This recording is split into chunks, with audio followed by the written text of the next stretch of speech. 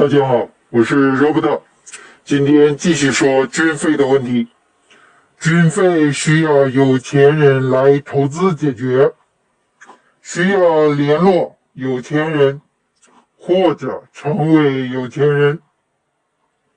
我是打工仔，其实我对赚钱没啥概念，所以到今天还在打工，靠出卖我的脑力、体力来换取薪水。如何变成有钱人呢？确切说，我不知道。不过我可以学习。经过查询资料和思考，我得出一些结论。成为有钱人，就要获取足够的财富。而财富获取的方式，我发现大概有3类。第一类是创造财富，也就是生产者模式了。种瓜得瓜，种豆得豆，春天播种，秋天收获，这是从无到有的生产过程了。如果你有一块土地，你可以种土豆，收获了土豆，然后卖出去，就可以得到货币，再用货币购买别人生产的你需要的产品。你能种植的土地越多，你就可以种更多的土豆，就能卖出土豆，得到更多的货币。随着年复一年，你将积累起来财富。生产、销售、积累，大概是这样子的。生产者模式的财富路径。雇工，也就是打工仔了，出售的不是物品，而是时间和脑力和体力，也是属于生产者模式。第二类是交易获利，也就是交易者模式了，低收高卖赚取差价。批发价格、零售价格肯定也是不一样的，这就是差价的利润积累了。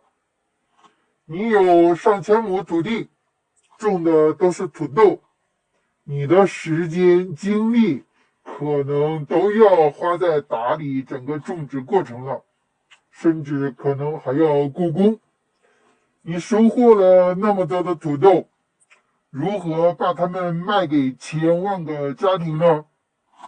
所以需要商人来批量购买走你的土豆，价格当然不会是你卖给每个家庭的价钱。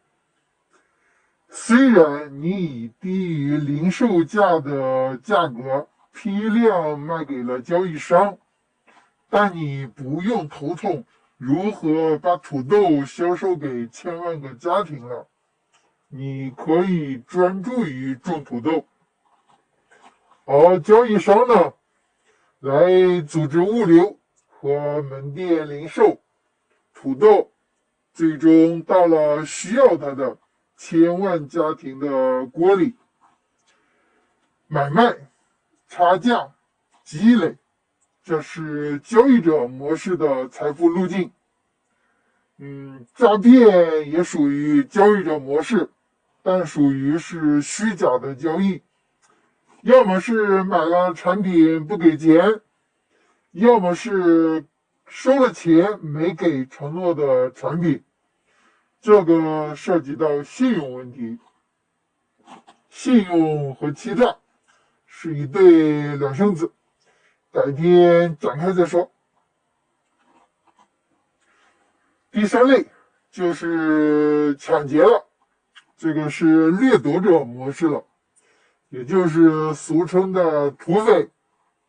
无产者号称的共产主义就属于这个类别，大家都懂的，直接拿走。这个华人应该是最懂的了，官匪一家是华夏老传统了。苛捐杂税，本质就是统治集团对百姓奴隶的抢劫。现在城管说给你拉走，就是没收，不就是抢劫吗？共产主义直接把地主共产了，不就抢劫吗？老乡他们不拿百姓一针一线的，其他全拿走，不就抢劫吗？美其名曰为共产主义，本质实质确实根本压根就是抢劫嘛！禁止共产主义组织活动，其实就是禁止抢劫犯罪。华夏传统其实一直都是掠夺者模式的，温良恭俭让只是嘴上包装一下的，官老爷只是王权皇权的奴才打手，抢劫百姓是必须的。华人为什么怕官？就是因为老百姓一直在被掠夺抢劫造成的族群阴影。好像我扯远了，怕官的问题改天再说。这就是第三种获取财富的方式了，把别人的财富强行抢来占为己有。这就是我大概总结的获取财富的三种方式：生产者模式、交易者模式、掠夺者模式。共产主义是掠夺、抢劫性质的。好了，今天就这样，明天见。